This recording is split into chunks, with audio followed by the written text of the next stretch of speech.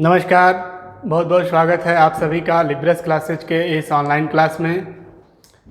समास बिंदु चल रहा है और समास बिंदु में हम लोगों ने बात कर लिया था तत्पुरुष समास तक। ठीक है, समास 6 प्रकार के होते हैं। उन 6 प्रकारों में तत्पुरुष समास की बात हो चुकी थी, पहले प्रकार की। आज हम लोग बात करेंगे दूसरे प्रकार की। यहाँ मैं 6 प्रकार का नाम लिख रहा हूँ। तत्पुरुष समास,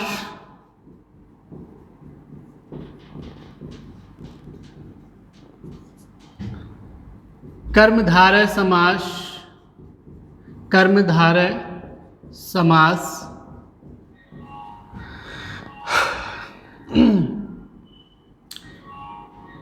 द्विगु समास,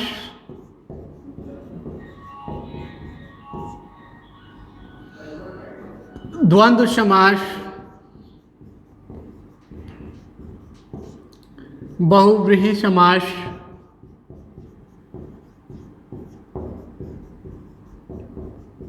और अंतिम अव्ययी भाव समास।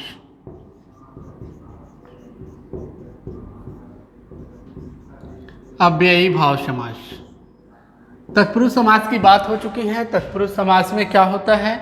तत्पुरुष समास में उत्तर पद प्रधानता होती है, उत्तर पद की प्रधानता होती है और इसमें कारक चिन्हों का प्रयोग होता है, विभक्ति चिन्हों का प्रयोग होता है। विभक्ति चिन्हों में किस विभक्ति चिन्ह का? तो द्वितीया से लेकर के सप्तमी तक, अर्थात कर्म से लेकर के अधिकरण तक की विभक्तियों का, विभक्ति चिन्हों का बोध होता है, वहाँ तत्पुरुष समास होता है। उदाहरणों के माध्यम से हम लोग देख चुके हैं। तो आइए, आज का जो हमारा पहला बिंदु है कर्मधारय समास।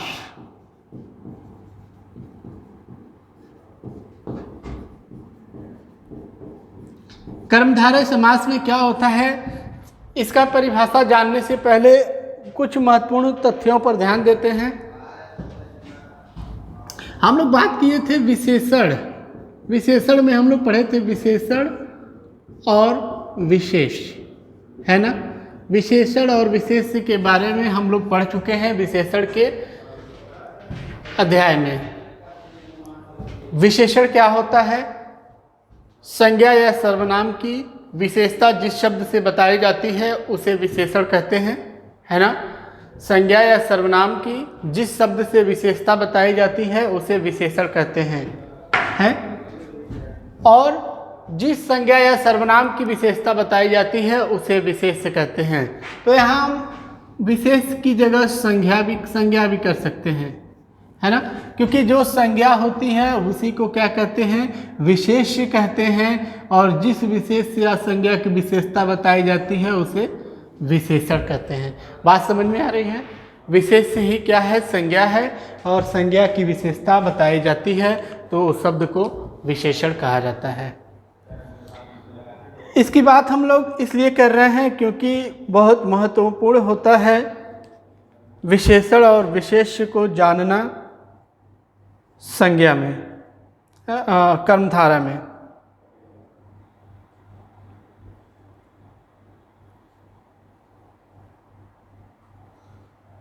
विशेषण और विशेष्य को जानना महत्वपूर्ण होता है। एक और इसमें होता है उपमान और उपमेय। इसके बारे में भी हम चर्चा विशेषण में किए थे। उपमान और उपमेय क्या होता है,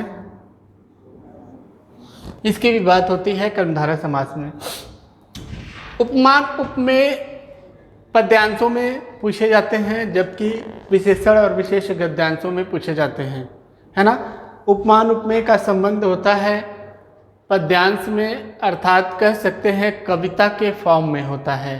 ठीक है, जैसे कहा जा रहा है सीता मुख सो सम सो सुंदर, ठीक है ना। तो सीता मुख, मुख कैसा है? मुख कैसा है? सुंदर है। मुख मुख किसके समान सुंदर है? चंद्रमा के समान। चंद्रमा के समान। मुख की तुलना की जा रही है किससे? अब चंद्रमा से। अर्थात जिसकी तुलना या समानता प्रदर्शित की जाती है जिससे उसे उपमान कहते हैं, और जिसकी की जाती है उसे उपमेय कहते हैं। या आप कह सकते हैं जो विशेषण विशेष का संबंध होता है वही उपमेय उपमान और उपमेय का होता है। उपमेय अर्थात जिसकी तुलना करते हैं उसे उपमेय कहते हैं, और जिससे करते हैं उसे उपमान कहते हैं, है ना। जैसे मुख की तुलना चंद्रमा से कर रहे हैं, मुख की तुलना चंद्रमा से कर रहे हैं, तो मुख क्या है? उपमेय है, और चंद्रमा क्या है? उपमान हो जाएगा, है ना। तो उपमेय उपमान भी समझ में आ गया। विशेषण और विशेष से हम लोग पहले ही पढ़ चुके हैं। विशेष्य संज्ञा होता है, और संज्ञा की तुलना किसी संज्ञा की विशेषता जिस शब्द से की जाती है उसे विशेषण कहते हैं। उपमेय में बात हो चुकी, इसमें तुलना होता है या समानता होता है, या तुलना या समानता प्रदर्शित की जाती है, उसे उपमेय या उपमान में होता है। ठीक है। अब बात आती है परिभाषा की। परिभाषा क्या होता है कर्मधारय का? परिभाषा क्या होता है कर्मधारय का? तो परिभाषा होगा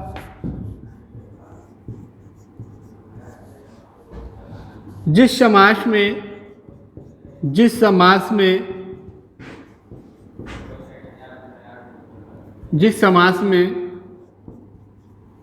विशेषण विशेष अथवा उपमान उपमेय, जिस समास में विशेषण विशेष से अथवा उपमेय उपमेय उपमान उपमेय में संबंध ज्ञात होता है उसे कर्मधारय समास कहते हैं। अब बात करते हैं कर्मधारय समास में प्रधान क्या होगा। तो निश्चित रूप से जो संज्ञा शब्द होंगे वही प्रधान होगा। तो संज्ञा शब्द उत्तर पद में होता है, अर्थात इसमें भी उत्तर पद प्रधान होता है। लेकिन परिभाषा यदि पूछा जाएगा तो परिभाषा इस प्रकार से ही पूछा जाएगा किस समास में विशेषण विशेष्य का संबंध होता है, या किस समास में उपमान उपमेय का संबंध होता है। तो आप निश्चित रूप से कर्मधारय समास को ही लगाएंगे। अब इसके उदाहरण देखते हैं, कैसे कैसे उदाहरण इसमें आते हैं, किस प्रकार से समासों को हम पहचानते हैं।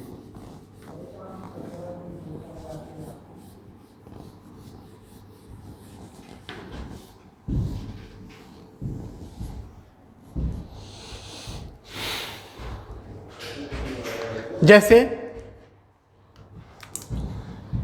एक शब्द आया महात्मा, पूछ लिया गया महात्मा में कौन सा समास है।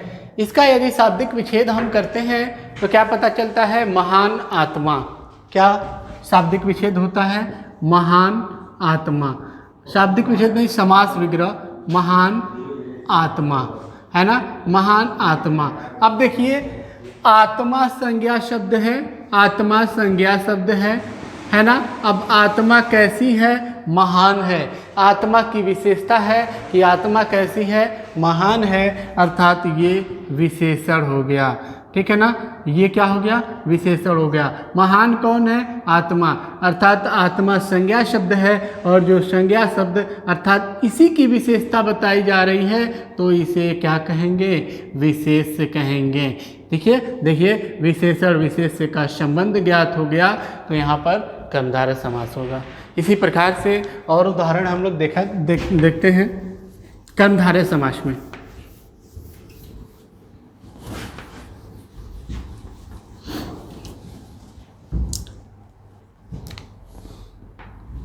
जैसे काली मिर्च, काली मिर्च।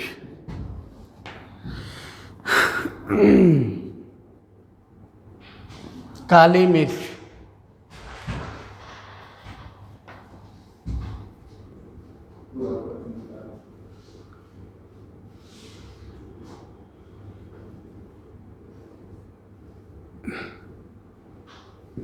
पीतांबर। अभी मैं बताऊंगा कि इसमें और बहुब्रीहि समास में क्या अंतर होता है।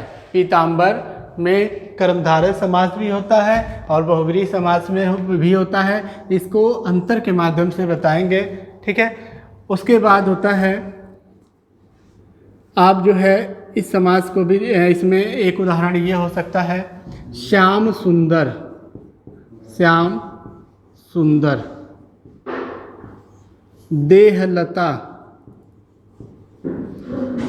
देहलता। चंद्रमुख, चंद्रमुख।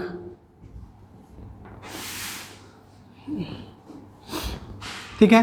तो ये देखिए, यहाँ पर देखिए विशेषण विशेष्य का संबंध बन रहा है या उपमेय उपमान का। तो यहाँ देखिए मिर्च, मिर्च कैसा शब्द है? संज्ञा शब्द है। और मिर्च कैसी है? काली है। मिर्च कैसी है? काली है। अर्थात मिर्च की विशेषता है कि मिर्च कैसी है?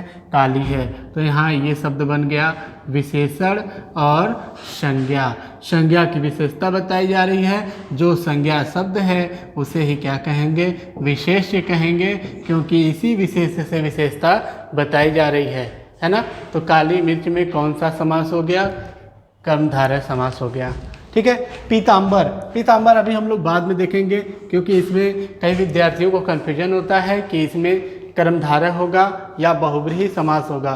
तो इसको बहुब्रीहि समास में, या अभी थोड़ी देर बाद इसको अच्छे से समझेंगे कि पीतांबर में कैसे बहुब्रीहि होगा और कब कैसे पूछेगा तो कर्मधारय होगा। ठीक है। दूसरा जो समास है श्याम सुंदर। श्याम कैसे हैं? श्याम कैसे हैं? सुंदर हैं। ठीक है ना। श्याम की विशेषता है कि श्याम कैसे हैं? सुंदर हैं। विशेष विशेषण का संबंध हो गया। देह लता, लता कैसी है? देह रूपी है। लता, लता कैसी है? देह रूपी है। विशेषण विशेष्य का संबंध हो गया। तो यहाँ पर भी क्या हो गया?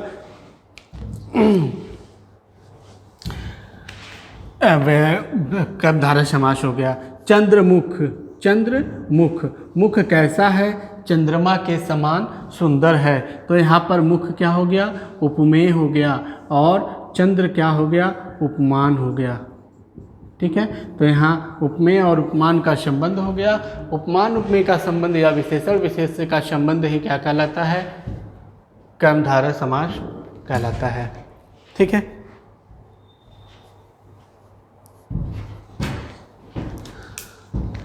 जैसे शब्द है महर्षि, इसका समास विग्रह क्या होगा? महान ऋषि। महान है जो ऋषि, है ना। मैं बस थोड़ा सा कर रहा हूँ। महान ऋषि, ऋषि कैसा है? महान है। ऋषि संज्ञा शब्द है, महान इसकी विशेषता है। ऋषि कैसा है? महान है, अर्थात महान है जो ऋषि। विग्रह करने आना चाहिए। जैसे काली है जो मिर्च, है ना। सुंदर है जो श्याम। देह, देह रूपी लता। चंद्र मुख, ये क्या हो जाएगा? चंद्र, चंद्र है जो मुख। ठीक है। महान है जो ऋषि। इस प्रकार से इसका समास विग्रह किया जाता है। लेकिन इसको समास विग्रह में सिर्फ यही अगर देख लिया जाए महर्षि, इसका विग्रह क्या होगा? महान ऋषि। महान ऋषि, ऋषि संज्ञा शब्द है और महान होना उसकी विशेषता है। तो यहाँ पर क्या हो जाएगा? कर्मधारय समास हो जाएगा। ठीक है। ये आपका कर्मधारय समास था। इससे अब हम बात करेंगे पीतांबर में कौन सा समास होगा और नीलकंठ में कौन सा समास होगा, क्योंकि इसमें बहुत कन्फ्यूजन होता है और किस प्रकार से ये प्रश्न पूछा जाएगा तो इसको, इसका उत्तर क्या देना है। ठीक है ना। जैसे ये दो प्रश्न हैं। एक है पीतांबर, ध्यान से समझिएगा इसको। पीतांबर एक शब्द है और एक शब्द दिया है नीलकंठ। पीतांबर और एक शब्द दिया है नीलकंठ। इसका विग्रह करेंगे तो एक तो ये हो गया पीत धन अंबर, पीतधन अंबर, और ये हो गया नीलाकंठ, नीलाकंठ। ये देखिए कंठ कैसा है, नीला है, अंबर कैसा है, पीला है ना। तो इस प्रकार से यदि हम देखते हैं तो अंबर संज्ञा शब्द है और इसकी विशेषता है कि ये पीला है। कंठ संज्ञा शब्द है, इसकी विशेषता है कि यह नीला है। तो इस आधार पर यदि देखा जाए तो ये कर्मधारय समास में आ जाएगा, लेकिन नहीं। क्यों? क्योंकि नीलकंठ, नीलकंठ जब किसी एक के लिए रूढ़ हो जाए, जब किसी संसार में किसी एक वस्तु के लिए, किसी एक व्यक्ति के लिए जो शब्द रूढ़ हो जाता है वह शब्द बहुव्रीहि समास कहलाता है ना। कौन सा समास कहलाता है? बहुव्रीहि समास कहलाता है। और ये पीतांबर, पीतांबर हम कहते हैं विष्णु जी को, पीला है वस्त्र जिसका अर्थात विष्णु जी, और नीला है कंठ जिसका अर्थात शंकर जी, शिव जी। तो ये शब्द रूढ़ हो गए हैं, किसी के लिए रूढ़ हो गए हैं, तो यहाँ पर बहुव्रीहि समास हो जाएगा। लेकिन कभी कभी प्रश्न पूछने का जो तरीका है वो बदल जाता है। विद्यार्थी क्या करते हैं, इसे याद कर लेते हैं कि नीलकंठ और पीतांबर में बहुव्रीहि समास ही होगा। तो परीक्षा में जो प्रश्न पूछने का तरीका है वो यदि बदल दिया जाए तो यहाँ पर बहुत से विद्यार्थी गलत कर जाएंगे, क्योंकि वहाँ तब बहुव्रीहि नहीं होगा। देखिए यदि प्रश्न पूछा इस प्रकार से, नीलकंठ में, प्रश्न पूछने का तरीका देखिएगा, कौन सा समास है, नीलकंठ में कौन सा समास है। विकल्प दिया कर्मधारय, विकल्प दिया बहुव्रीहि, विकल्प दिया द्विगु,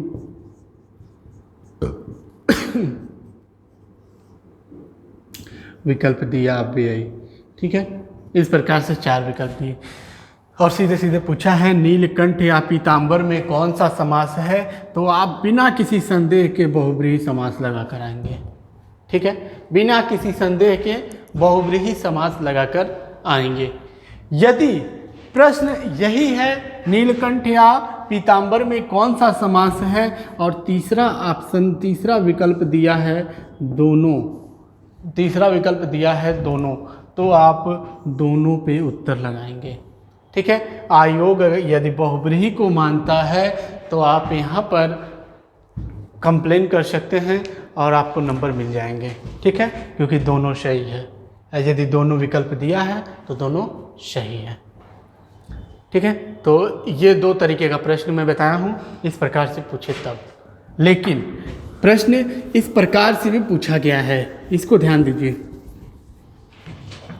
प्रश्न इस प्रकार से भी पूछा गया है, जैसे यदि पूछ लिया जाए नीलाधन कंठ में कौन सा समास है, नीलाधन कंठ में कौन सा समास है, कौन सा समास है, और विकल्प है बहुव्रीहि, विकल्प है कर्मधारय, विकल्प है दोनों, विकल्प है कोई नहीं।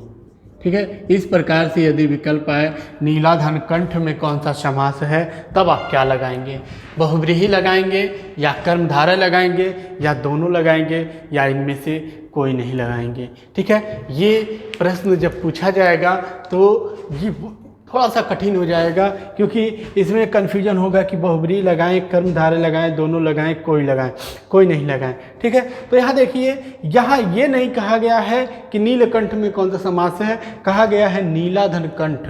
तो यहाँ सीधे सीधे आपको उत्तर मिल रहा है, कंठ संज्ञा है और कंठ की विशेषता है, कंठ कैसा है, नीला है, अर्थात आपका उत्तर होगा कर्मधारय।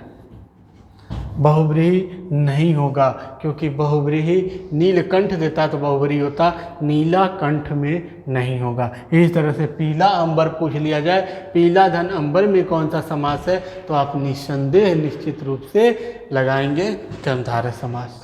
ठीक है, दोनों भी नहीं होगा।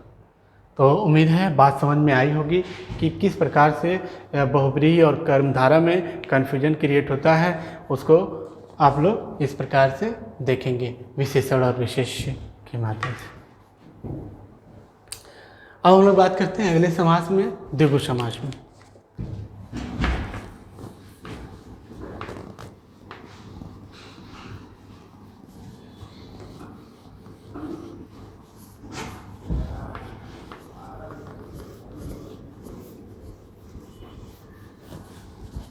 अब देखिए द्विगु समास, सबका हर समास का परिभाषा याद करना ही है ना।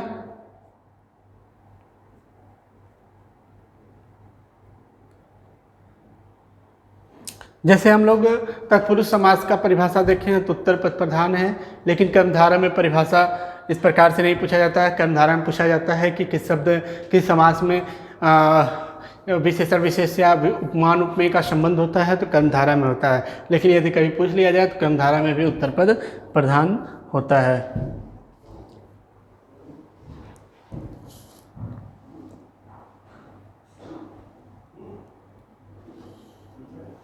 चलिए अब देखते हैं द्विगु समास।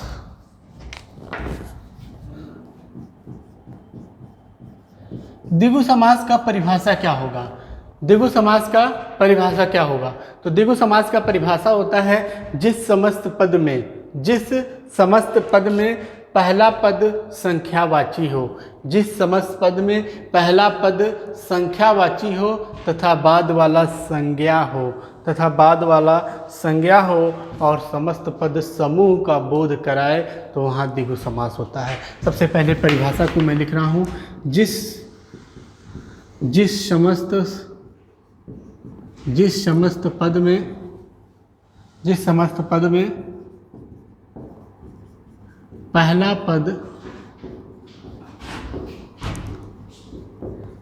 पद संख्यावाची हो, जिस समस्त पद में पहला पद संख्यावाची हो तथा बाद वाला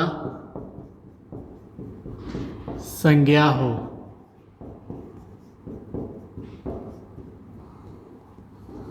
और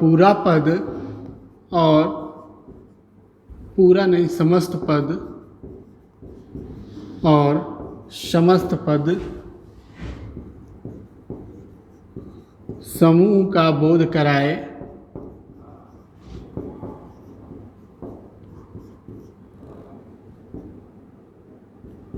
वहाँ द्विगु समास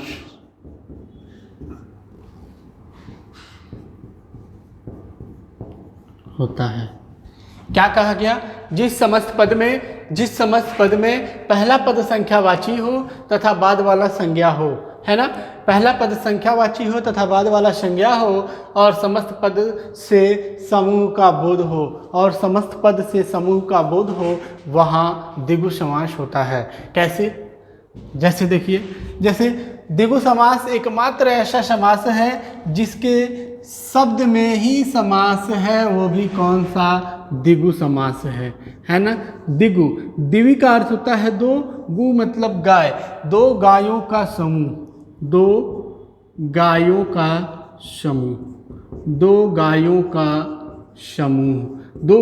समूह क्या कहलाता है?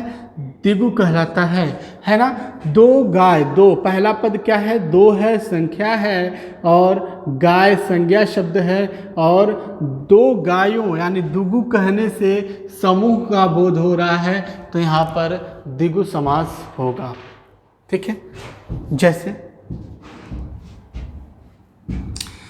कहा जाए शताब्दी कहने से पहला पद क्या है? 100 है। 100 वर्षों का समूह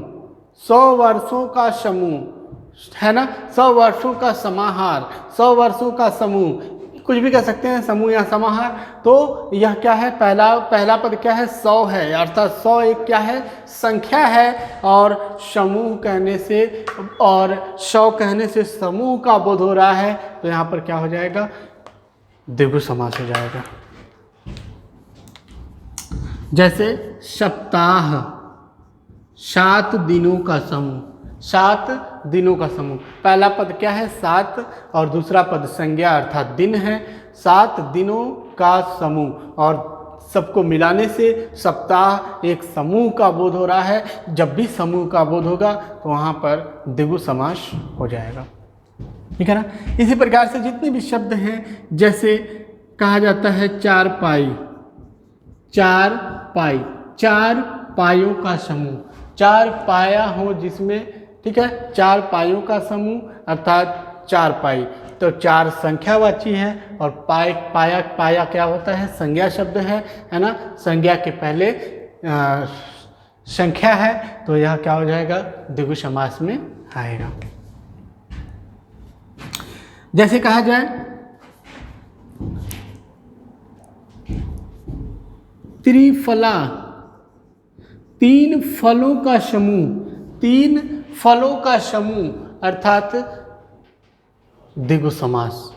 त्रि मतलब तीन और फल, तीन फल, फल संज्ञा शब्द है, तीन संख्यावाची शब्द है ना। पहला पद संख्यावाची है, दूसरा पद संज्ञा है, तो यहाँ पर भी क्या हो जाएगा, तीन फल, तीन फल एक से अधिक हो गए तो समूह कहलाएगा, अर्थात दो है तो समूह में हैं, ठीक है। तो तीन फलों का समूह भी क्या हो जाएगा, द्विगु समास में आएगा, ठीक है।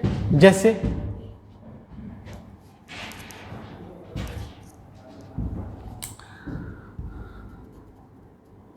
एक शब्द आया था चौलड़ी, चौलड़ी कोई लड़कियों का ही गहना होता है ना। चार लड़ी हो जिसमें, अर्थात चार लड़ियों का समूह, चार लड़ियों का समूह चौलड़ी कहलाता है और चौलड़ी में भी द्विगु समास होगा, है ना।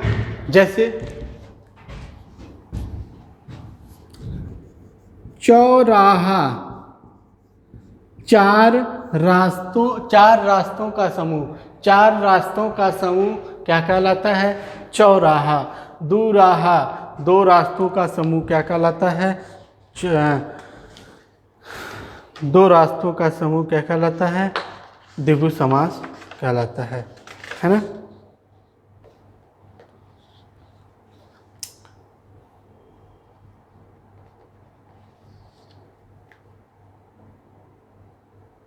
नवरत्न, नवरत्न, नवरत्नों का समूह, नवरत्न, नवरत्नों का समूह क्या कहलाएगा, द्विगु समास कहलाएगा।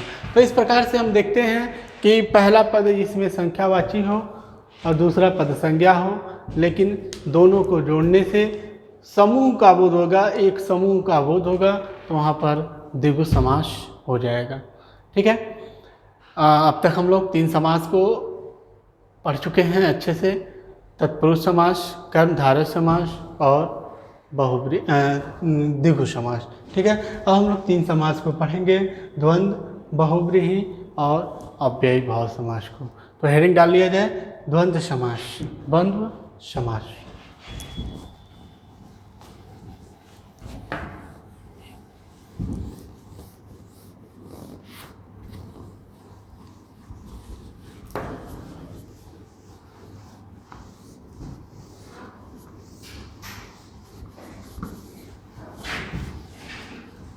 अगला जो समास है, कौन सा समास है, द्वंद्व समास, है ना।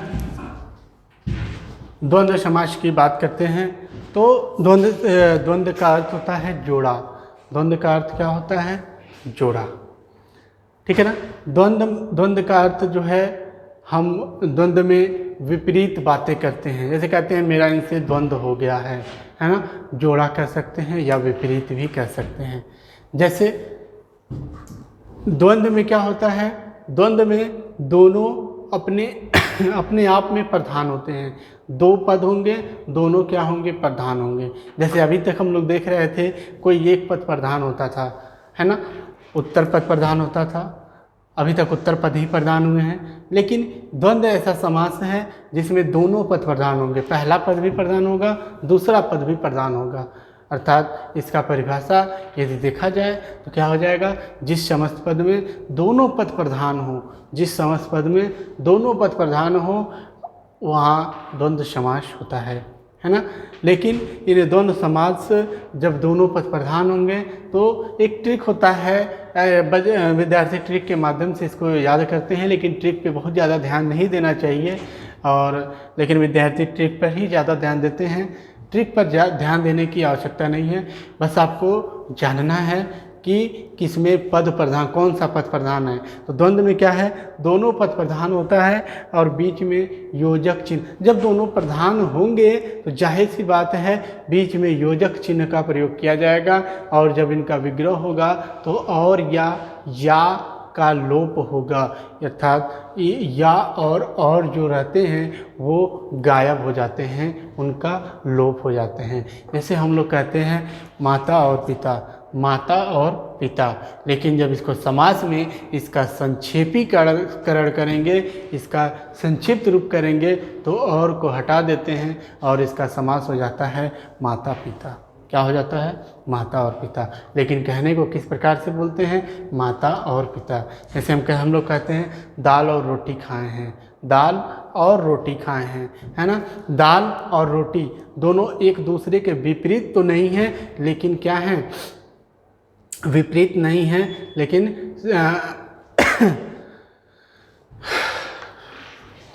एक दूसरे के विपरीत नहीं है, एक दूसरे के साथी हैं, दोनों जो है एक दूसरे के साथ बोले जाते हैं। दाल और रोटी, है ना, दाल और रोटी। अब जब ये समास में आएगा, इसका संक्षेपीकरण होगा तो कह देंगे दाल रोटी, दाल रोटी। और का क्या हो जाएगा, विलोप हो जाएगा, और का लोप हो जाएगा। जब लोप हो जाएगा तो ये समास भी द्वंद्व समास में आएगा। ठीक है, तो मिलते हैं अगले वीडियो में नेक्स्ट बिंदुओं के साथ। तब तक के लिए धन्यवाद।